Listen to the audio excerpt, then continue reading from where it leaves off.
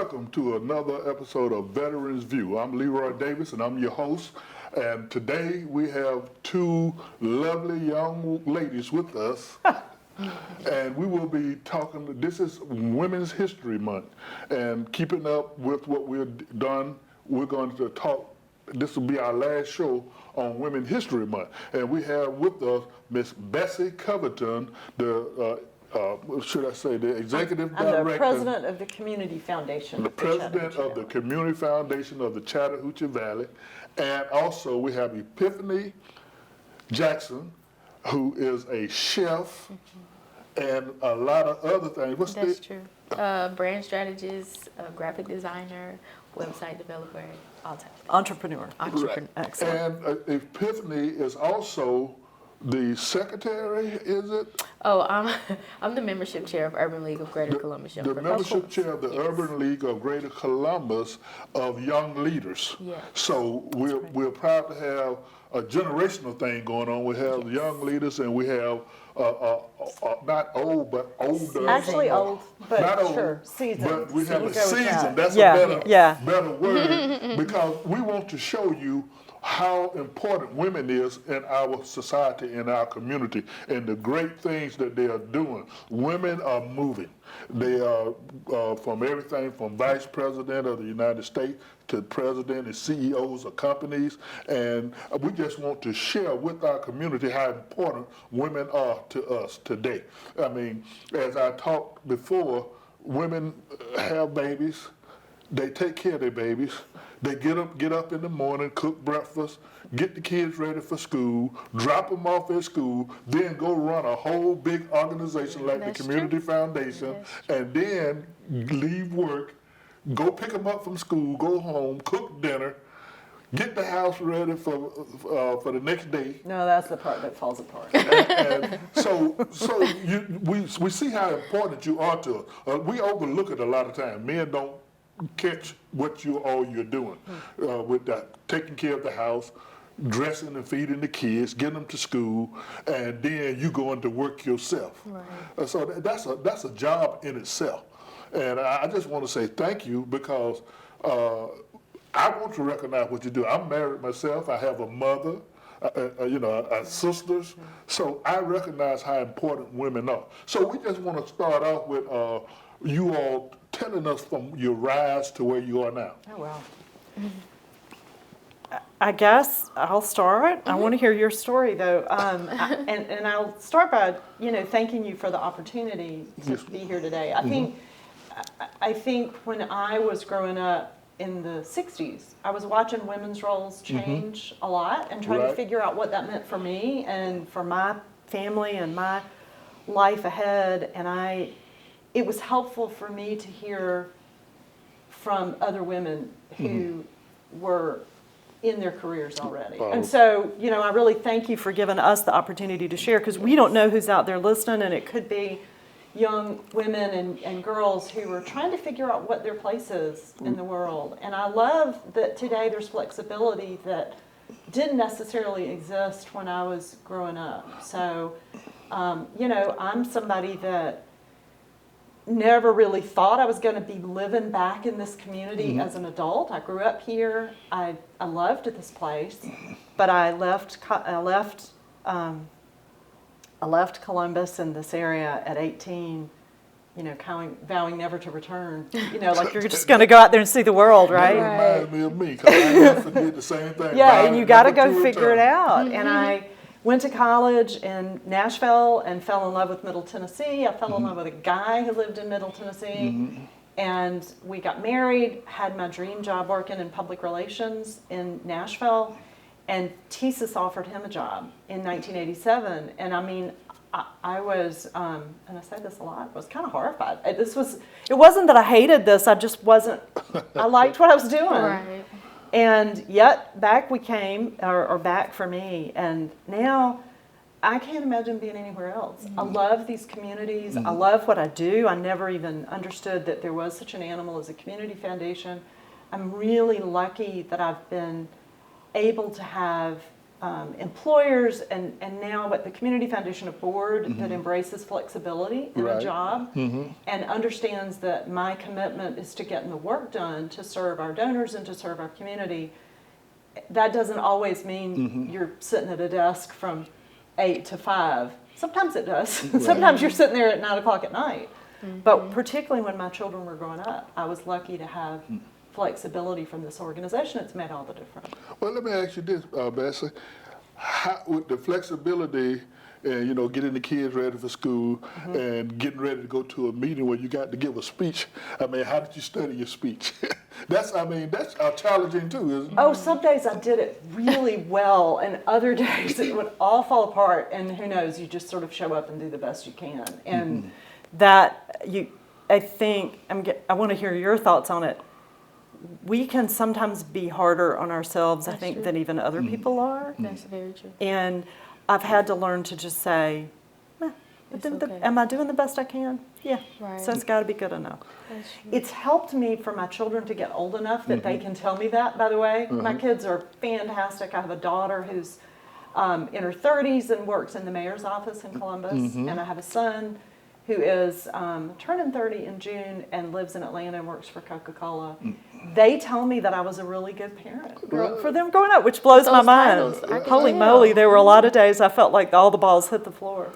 But I also have always had a spouse who was really supportive of this, and that has made a lot of difference. And that's very important when a spouse understands that your job is just as hard as his job. Yep. Plus, you have more going on with getting the kids and taking care of them, and you know, so you know, like I said, I had a mother, and I think I recognized as a child how valuable my mother was when she got sick one time, and it was just a virus, but to me, it was more than a virus. You realized that it was the fragile life you were living that you didn't know. What's going to happen to me if something right. happens Right. tomorrow? Just fixing my lunch. I recognize that at such a young age, and today I look at how we don't recognize women a lot, and I'm so happy that they finally came up with Women History Month. I don't know. I feel like the recognition is great. At the same time, I think one of the reasons that maybe we don't make as big a deal out of women is because people are understanding that this is just the way life is. Yes. And in a way, that's kind of good, right? I mean, I don't feel special because I'm a woman in the workforce. That's just who I am. I can't imagine living a life any other way. Well, I look at it as breaking the glass ceiling. You know, so many times, so long, women couldn't do certain things. And then now you can do anything. Anything you can imagine, you can go to school to do anything. Whereas before, you was locked into being a secretary or being a nurse, but you wasn't. They didn't want you to be an engineer. Or something like that. So I look at it, hey, the glass ceiling has been shattered. But Epiphany, tell us something about yourself now, from your bottom up. Well, I don't know if I can compete with this lovely story, No. but me, I just was going off of what my mother told me. You know, I had so many plans for myself to go to culinary school, to do this, to do that. But my mother was like, no, you need to go to a 4-year college. So I did that. But she also put into me the idea to even become an entrepreneur. Because when I was in high school, I did do this culinary program where my teacher, she was a woman as well. She taught me how to dip strawberries, how to do cooking demonstrations and things like that. So that is how my mother was like, well, you know, you really love this, so try it out. So when I went to college, that was like what I did on the side to get extra money.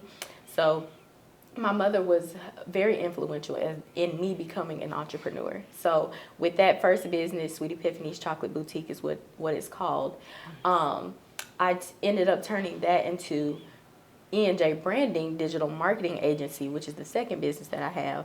And I was basically advertising myself, and then other people were like, hey, you know, how did you do that, or how did you get this, or what did you do? So that became a business, and me showing people how to do that. So my main focus with both of my businesses is to show other women that they can do it, and I'm really into branding mompreneurs.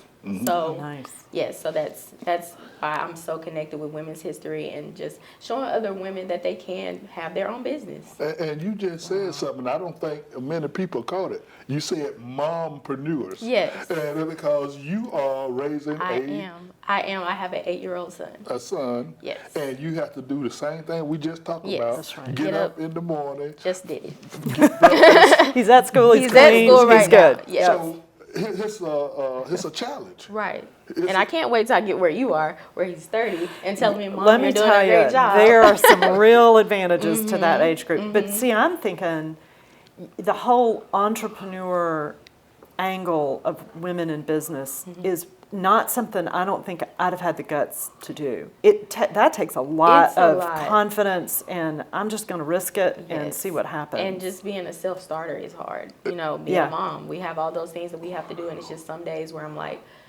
I don't know if today is the day that I can do this, but I get up every morning. Like, I've even pushed myself, like, I got an office. And that way I know, like, okay, You go I to the go office. from 9 to whenever I have to pick up my son. Yeah. And maybe I take my work home, or maybe I start again tomorrow at 8. You know what I'm saying? It's just, I'm pushing myself. You know, that's the best thing that I could do. And you know, it's great to push yourself because you know your limit. Yes. One, I had to learn my limits. one, and then two, you know, especially being a single mom, that somebody is depending on you. Exactly. So, and like you say, it takes courage to step out there at a young age. And that's why we want the young women that's watching this show to see another young entrepreneur Yes. that had the courage to step out and say, I can do this. So what would you say to those women out there? I would basically say entrepreneurship is not A to Z. You're going to go from A to F to L. And I believe I mentioned that on the last show. It's not cookie cutter. Like, everything, you may have days when you want to do it. You may have days when you don't want to do it. You may have a door shut in your face this time, but the next time, you know, it may be wide open. So I just say, you know, push and do everything that you know that you can, and do it to the best of your ability. And there will come a day where you'll look back and say, hey, I've come a long way. And that's the only thing that matters, is that you continue to progress. And if you are a believer, Yes. keep prayer. Keep prayer, Keep praying it. because God is going to open those doors for you, even though you don't see it now. And that's happened to me many a times. Like, as I'm sitting here right now, this is an honor to be here. So you just have to live each day and say, hey, I could do this, and keep pushing forward. And so, Betsy, what would you say to those middle-aged women who said who still have their attitude that they want to do something, but they're being discouraged by someone, even by themselves? There are always going to be people who tell you that you can't do something. And you're True. right. Sometimes it's your own voice in the back of your head, and you've Right. got to get out of your way. I mean, like, I'm learning from what she's saying, right? This is not an age thing. True. I'd love to hear you say a little bit more about this, but one of the things that I've noted as I've gotten older is you can't wait till you have everything figured out to try something. And I think earlier in my career, I was very much risk averse, right? I wanted to have the plan all thought out before I started it. And one thing I've been learning from entrepreneur friends of mine is don't get hung up on that. Just throw it out there, improve it as you go. And so that would be another thing that I would say to people who are watching is, you can make this up as you go. Yes. And it's if you know your own skills and you know what you're passionate about, the rest of it kind of will not fall into place, but you can make adjustments as you Right. go that are advantageous. Yes, it's all about, you know, doing what you love. What Yeah. you love should become, it'll come easy to you if you Your love passion. it, if you're passionate about it. Yeah, so that's the main thing. You can't have I don't want to say you can't have a plan, because I really push and teach on vision boards and stuff like that. But it's just being able to write those things down and saying, okay, these are the things that I desire to happen, and I'm moving forward in a direction to get to those things. But you have to understand that, things happen, life happens. So you just keep pushing, and whatever happens, happens. But, entrepreneurship is just so everywhere, you know? Well, when I retired from the Navy, And I went to work for the VA hospital in Tuscaloosa, Alabama. And I decided that after talking with some friends and having some dreams or visions of my own, I just up and quit my job. Actually, my mother helped me quit it because she got sick and I had to come back to take care of her. So before I quit, I said, well, I'll start my own business and then it'll be much easier. Because the VA said, no, you can take family-friendly leave, go take care of your mother, and you still have a job. Right. But I said, I don't want to take that chance. I don't know how long I'm going to be there. So I started a dump truck business. I just stepped out on faith, bought a dump truck, and started a dump truck business. So you do have to have that faith in order to step out there, because you can be your own worst enemy, having some crazy thoughts in your head, and say, no, I better not do this, I'm scared. And you'll blink your eyes and it'll be like 10 years later and you never began. Right. So you just have to do it. You just have to try. You just have to do it. You know, I'm working in an effort called Columbus 2025 that is not just about Columbus, it's about the whole region around us. And the idea is that this is our collaborative long-range plan to reduce poverty, increase prosperity, and improve quality of life. And we focus on jobs, talent, and place. And right now I'm chairing Columbus 2025, which is a really exciting opportunity, and I'm learning a lot. One of the things I'm really learning about is the importance of entrepreneurs. And how do we as a community, we live in a society now where people can choose where they want to live in a way that we've never had before. We're seeing young people who pick a city they want to go live in, and they go there, and they're either going to get the job after they show up, or they're going to start something on their own. We want this to be a place where people realize that they can come and make it here. When you look at what's in the water in these communities that have grown an Aflac, and even in early days of Coca-Cola and Synovus and Thesis, we want those next entrepreneurs to come here. So the Startup Columbus organization gives classes in how to help you write your business plan and start your business. That's awesome. And it is taken off and is really doing some fantastic work just to try to nurture, because I think the way we work is really shifting, whether we're men or women or whatever. That's I think one of the silver linings of COVID, and man, I'm looking for them these days, but I think one of them is we've really had it reinforced to us that we can work flexibly from wherever we are. Wherever we are. Now that's Or some of us can, those of us that are privileged enough to be able to have those jobs. And I fully acknowledge that not everybody is in that position, and that is a shame. And I think COVID did something else to us where people want to work for an honest day's pay. Oh, yes. So that they can, I mean, this country has been too long on $7.25 an hour. And families, wives and husbands are working two jobs just to try to have a roof over their head. And they can't really give the attention to the children that they need to. But at the same time, we're learning that childhood trauma never goes away. And children are traumatized even by growing up in a household where every penny has to be accounted for. Right. Those are very real things to watch your parents have to really struggle, and it's something that we're realizing impacts a child for their whole life. And you know, it was something else you just mentioned about the you're chairing the 2025 growth. Yeah, I think, you know, you can call it a plan, we can call it an effort. I think it's kind of a framework for how we think about collaboration in our community.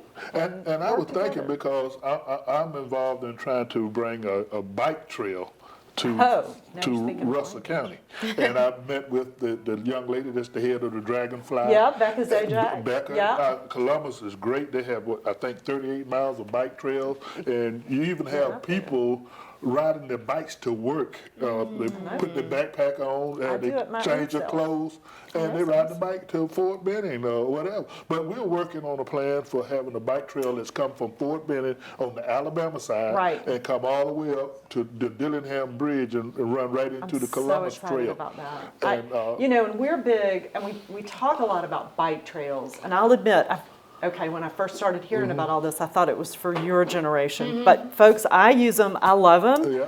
But I'm using it primarily for recreation. Bike trails are great for recreation. It's great exercise. It gets you out in the world in a different way than being in a car. And I'm not a runner. Never, that's not going to happen. Either. I'm not a runner. But bikes are great. So the bike trails are important, but they're also important for transportation and for people who are getting to work and who don't have access to a car or who choose not to drive a car when gasoline is as But I high. was Very, just thinking yes. about the entrepreneurship, Yeah. with the bike trail, it creates business. It does. And, you started getting these shops that pop up, being a chef, Yeah. you Right. might put a food truck or something out there Very true. to sell food Yep. or drinks or whatever. You may have trinkets, or whether it's keychains and ball caps and different things. So I think bike trails create a lot of business. And if we look at the model that Atlanta has, Yep. they got a lot of businesses up and down the bike trails. They are, and you're right, in Columbus, we have even more miles of trail than Atlanta does Right. with the Beltline. But the Beltline is having huge economic impact in Atlanta as people realize they want more walkable communities and that trails can be an asset to a community. And it's funny, when we were talking about the Dragonfly in the very early days, we talked to another city in Georgia that had built, Carrollton has built a loop around Carrollton. And when they started that, they said people were turning out and saying, well, this is a great idea, but I don't really want this thing coming near my neighborhood. You should just put it over there. And once they started seeing that it was attractive, it's pretty, it's an asset to a neighborhood, and the way it brings people together, they said you watch this thing going around, and by the time it got about halfway around, everybody was arguing that it needed to come to their neighborhood, right? Please, please, please run it by my business. And you even saw private neighborhoods that paid to have like wide sidewalks laid from their neighborhood to the And the trail. the reason I mentioned that, because in all of the ones that I have had meetings with and talked to, the women are leading Oh, out in take that. front leading. So that's why I brought that up, because the Dragonfly Trail is headed by a woman. it is. There is a board behind it that is a pretty good. I'm sitting here thinking of who all's on the board. It's a pretty good split of Well, men and women. So taking nothing away from Becca Zajac, who's doing a fantastic job. But yeah, I would say that is an effort of people who really understand how communities can be brought together in different ways. And I personally don't think it matters whether the leader is a male or a female. It's who qualified to do the job. We just, I'm retired Navy, but we got the first female that's commanding officer of an aircraft carrier. And I that's saw a that. big, That's a huge big thing. job. I mean, you talk about, you got 90 aircrafts and helicopters and stuff assigned to that carrier. You got anywhere from 5,600 to 6,500 men and women on board. She's responsible for all of them. $13 billion aircraft Yeah, carrier. that's terrifying. I'm not there yet. Who could start World War III? Let's hope. That's Only a very big- thoughtfully, but yeah. That's a big job. That's not That's a very big and job. you have to make sure you have good people under you that's going to carry out their role. Because it don't matter what happened on that ship, the CO is ultimately responsible. So the engineering officer is in charge of the engineering department, but if that ship run aground, the CO and the engineering officer going to be fired. So the CO ain't even in the engine room. Right. So I'm so grateful that I see the things that women are doing, and it shows my daughter, my granddaughters, what they can do. That's right. Anything they want. Anything. Isn't that amazing? And nothing is out of reach. No. So women went to space already. Now, that was not ever a dream of mine, but I was happy to see people doing it. Yes, very good. So what is a dream of yours that you haven't done? That's what I want to know. I was going to be a vet. When I was in high school, I probably would have told you I was going to be a vet. And then I took chemistry, and I was a disaster. Really bad at chemistry, as it turned out, even high school chemistry. And I turned over a chlorine gas generator in class one day, and they had to evacuate the school, so that was bad. I caught my lab partner's hair on fire with a Bunsen burner one day, so she loved me forever. Just moved it over, and it was right under her hair. So what high school did you come out of? Yeah, I know. Yeah, exactly. It's still standing, which is amazing. But my dad is now a retired doctor, so he had high hopes for my scientific career, and that was not meant to be. So I went to college thinking I would go to law school, and along the way found this public relations field that I thought was my calling, and I think I was good at it. I mean, I loved it. Right. But this work of community foundation building is, I just can't imagine anything that is more fun and more meaningful. We are in a position that we get to help philanthropists of all sizes, right? Whether they have like millions of dollars to give away or $100 to give away. Think about how they can do this in a way that really impacts their community. And a community foundation is made up of funds that people have set up and have contributed to, and we pool the assets of those funds together and invest them. So everybody kind of benefits from an economy of scale. You get better returns and all that. And then we help donors kind of think about what their legacy is going to be in our community. And it's a real sacred space to have a conversation with a family that's thinking about what that legacy looks like, or that is saying, I only have a real limited amount of money to give away, but I'm particularly interested in, I don't know, food insecurities in a community. How can I give it in a way that matters? Right. And that's kind of the work that we do. And it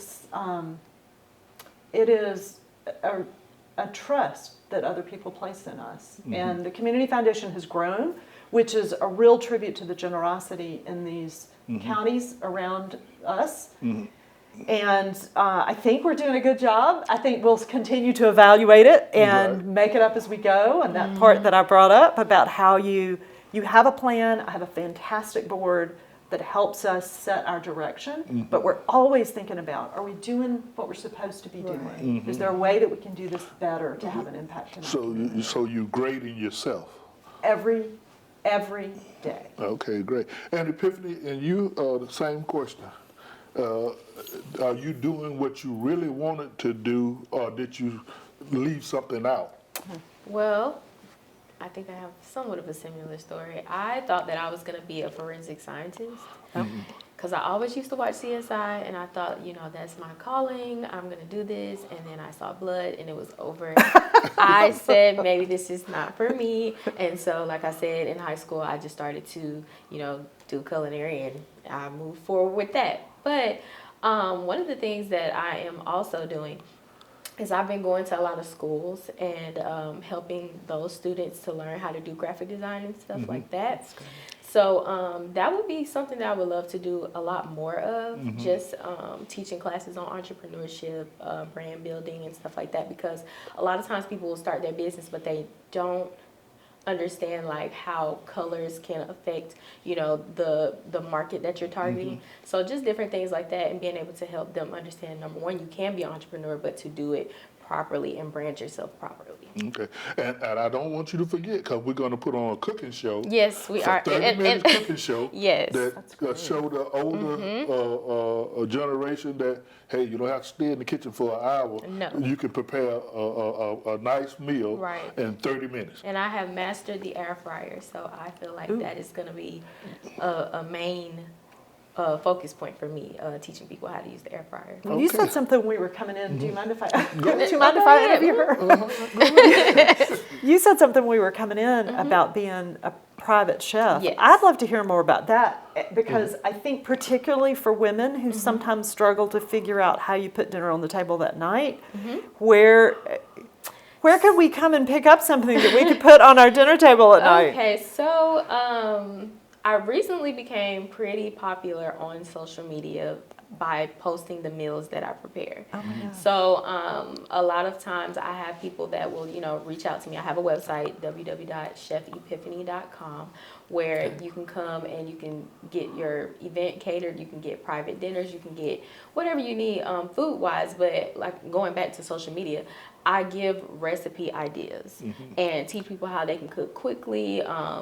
Longer meals, doesn't matter, whatever the season is. If we have Thanksgiving coming up, I put out those popular meals to help people.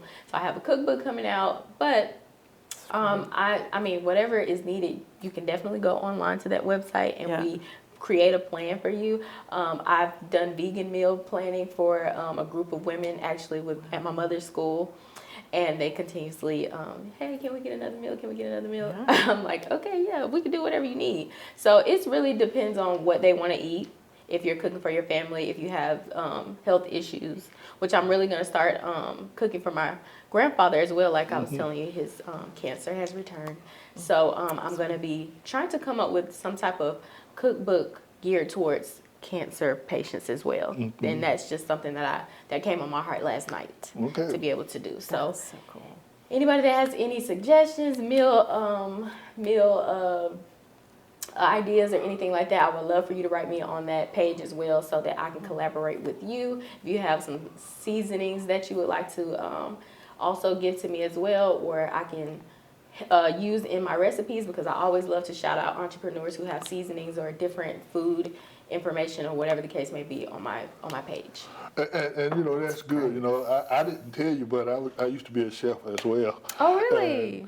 And, cooking is a great art. Yes, it is. I can fix anything you mess up when it's come to cooking. Yes. But when it comes to baking, if baking you mess is it up, I got to throw it out. Yeah. You can't fix it. Baking is definitely So not baking different. is a total different thing, but cooking, and even the military, like the Navy now, we used to do full course meals like Yankee pot roast and with all the trimmings, turkey, ham. We normally serve 2 meats, so you get to choose one with the full range of vegetables. But now they've gone to more healthier eating, Yes. and they're not doing all those big meals anymore. So, and that's one of the things why I wanted to. We're going to do a show on cooking, so that it's about health too.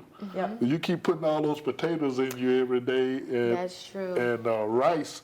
And that's how you become a diabetic and stuff. And I really think that people are confusing eating healthier with, taste and stuff like that. So they're thinking like, if I get on a healthier diet, then I'm losing the things that I love to eat. But that's not completely true. Using like salt alternatives and things like that, you can still have a pretty delicious meal. Like even when I turned to being a vegan for like a couple of months, because it wasn't long, but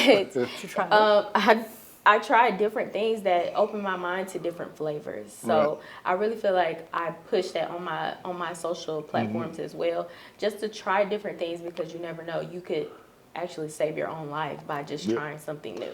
My daughter-in-law is Hispanic, and should I say Mexican? They're Hispanic too, right? But she's Mexican. I should say Hispanic. And when she came to visit, because they live in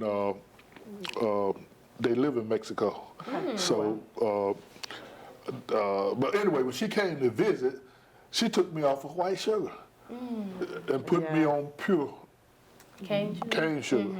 And she said that's more healthier for you. She's she's a nutritionist. She has a master's degree, and she's a nutritionist. And they bought a drugstore, so they all natural. And she's I don't know what you call her vegan, but she don't eat, only meat she'll eat is fish. She won't touch any other meat. Oh, only fish. Only fish. But she nothing else but vegetables. But the only meat she'll eat is fish. No chicken, no turkey, no ham, no nothing. I've really been watching the food mill in Columbus, and I don't know if you've had dealings with them. Y'all are sort of speaking the same language. It's actually a really interesting collection of businesses that's a nonprofit Olivia Amos is running. It's right there on 2nd Avenue in the Mill District in Columbus, right before you get to JRL and Parkway. Okay. And the idea is that Mercy Med, that's right there, is prescribing healthy meals for their patients who live in that meal district, and they can go to the food mill and pick up those meals for specific health needs. And I love your conversation about offering meal plans for people, that shopping lists and things like that, because I don't know of anybody who's doing that.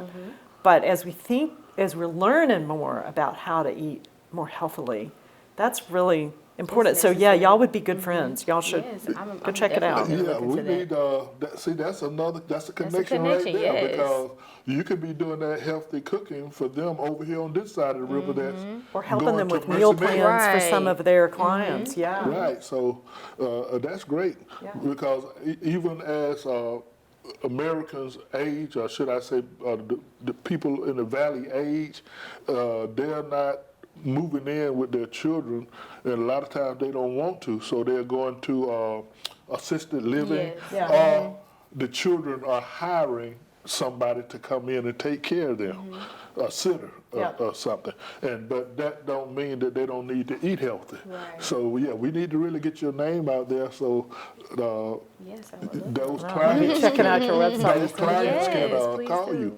And Betsy, in closing, tell us what the Community Foundation do. What in the world is this thing? So our mission is about enabling and promoting philanthropy, which is people giving away money, right? But it's based on the love of people. Philanthropy comes from that root. So our mission is about enabling and promoting philanthropy that inspires, facilitates, and fosters a vibrant and connected Chattahoochee Valley. So it is about money, but it's also about the love that people are showing each other through that money. So as I mentioned, we're made up of funds. We have about $300 million in assets, which is incredible to me. There was $7 million in assets when I came 21 years ago. So a lot of growth. So I need to be picking your mind. Yeah, I mean, listen, I tell you, we just live in a very generous community where people really do care about this place. And we give away somewhere between $15 and $20 million in grants to nonprofits every year. And most of those are in this area, but we make grants nationally. We have a community endowment fund that our board uses to thoughtfully spur specific activity in our community or grants around a specific purpose. For the last several years, we've done our grant making that's aligned with Columbus 2025 and with the priorities that it is setting for that jobs, talent, and place area. And actually, the last 3 years, we have supported the basics, which for anybody out there with young kids or grandkids ought to know about. The website is thebasicscv.org, I think.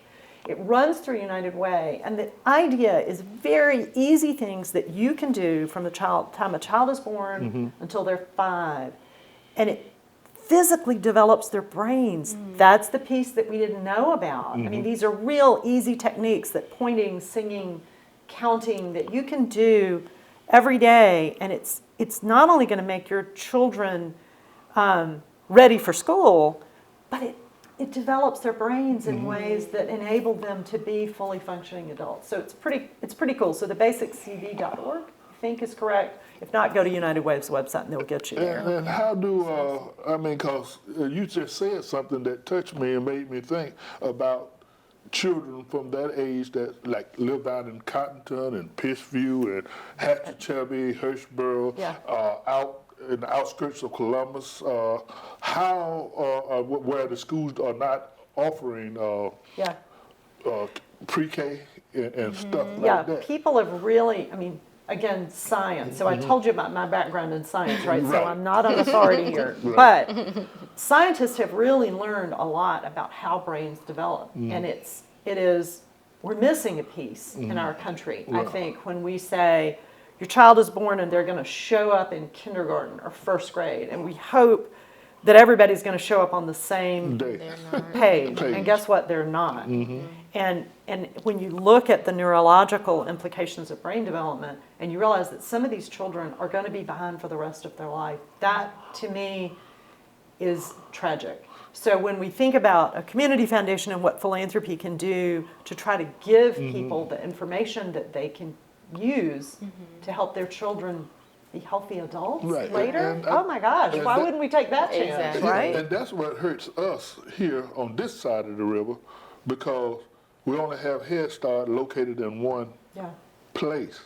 And when you talk about parents that lives out, like I say, in Pittsfield, Cottonton, Hurstboro, Yeah. Hatchachubby, those areas, and they work on Fort Benning, well, they got to get up in the morning and drive, first of all, 30 minutes, 40 To minutes get to get there. to work.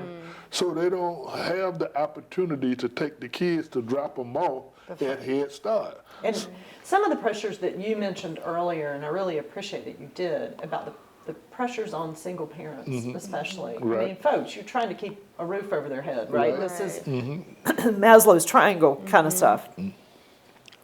So when I lift up the basics, I don't want people thinking it's some hard program. Right. These are really easy things Right. that you're probably already doing anyway. Yep. But if you start doing it intentionally, you'll see difference in your Right. child. And you don't have to be a scientist to figure out the website. A lot of what they have there are videos, so you can just kind of watch what they're doing and do it.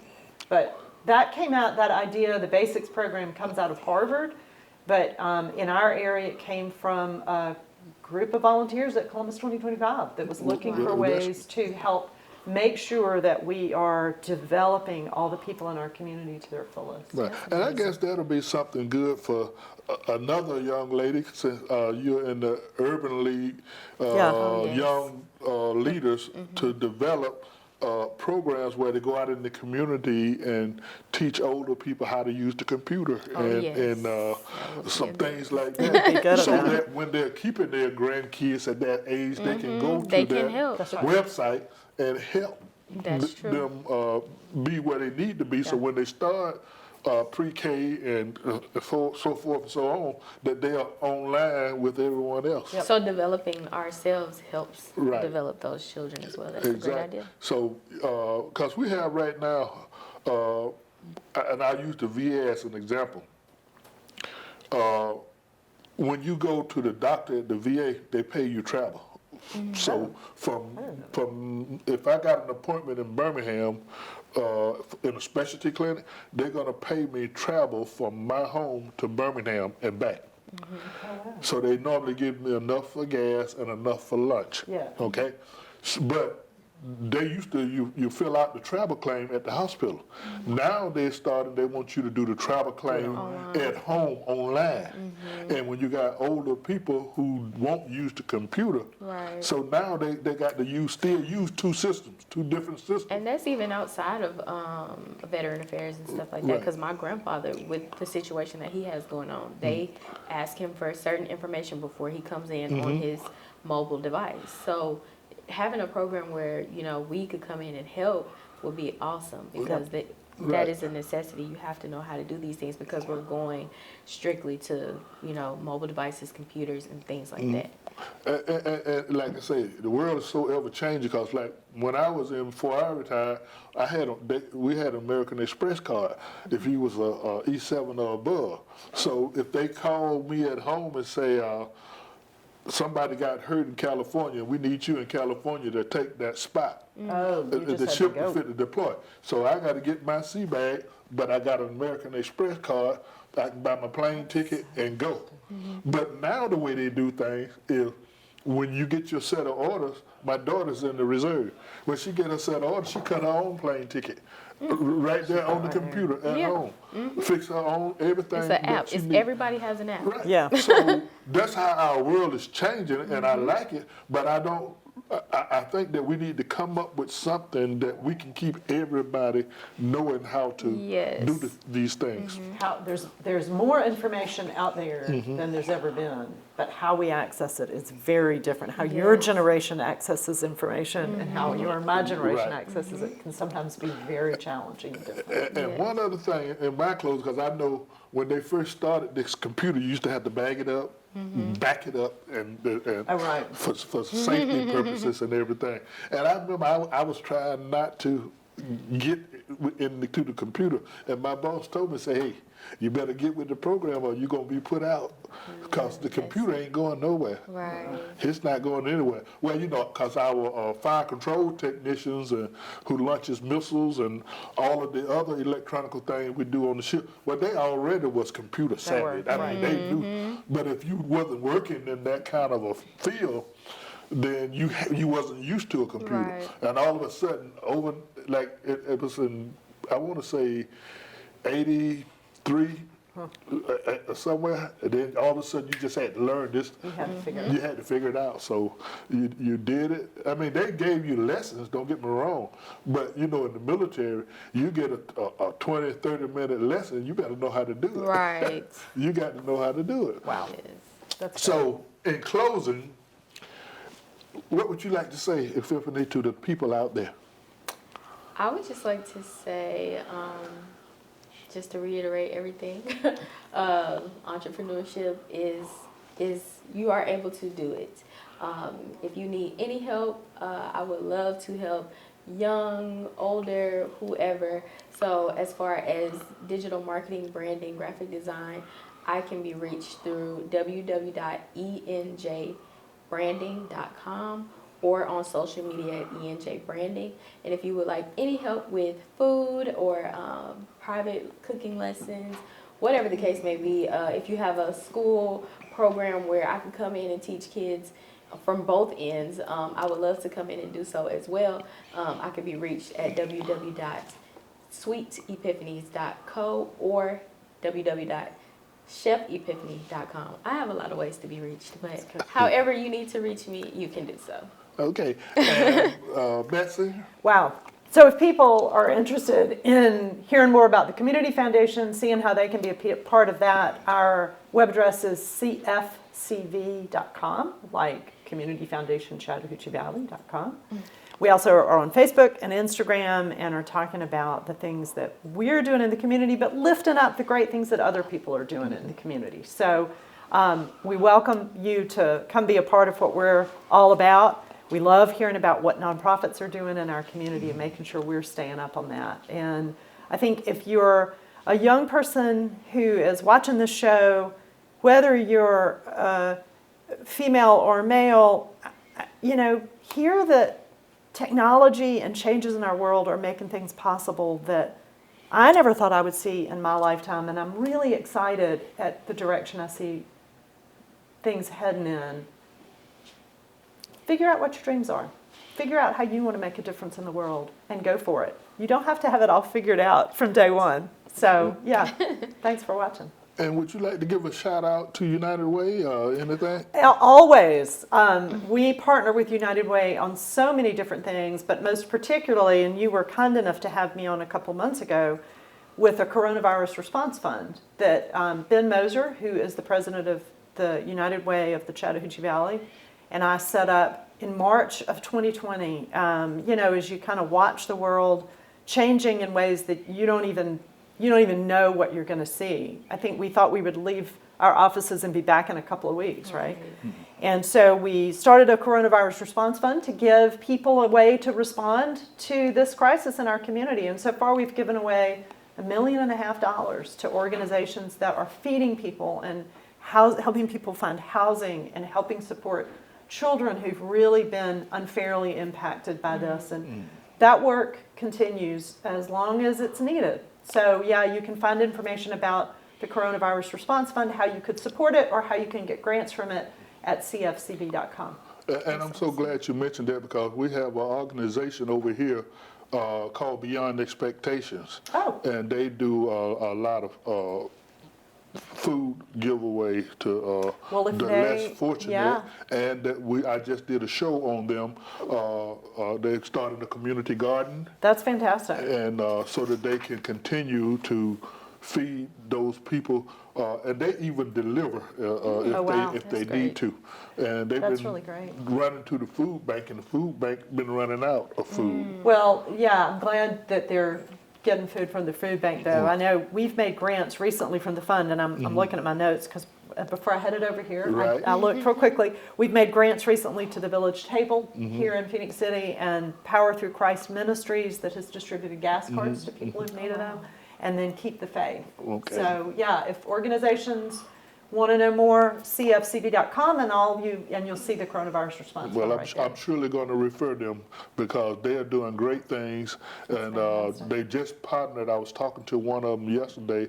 They're partnering with the Phoenix City School District. It's the old school over on Old Seal Road that burned down. Oh wow. That plant that they got, that cement plant, they're going to do raised bed gardens Oh, that's there. so great. So, and they're going to give that food away.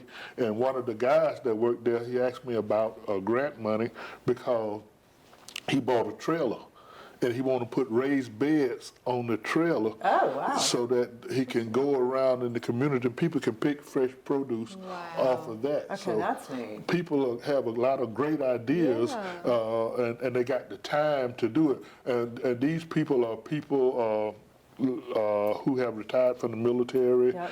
and are disabled, but they need something to do. Well, and I would love to see the day as a grant maker when we could be out of the business of supporting food insecurities. Right. Because it breaks my heart to think of people being hungry.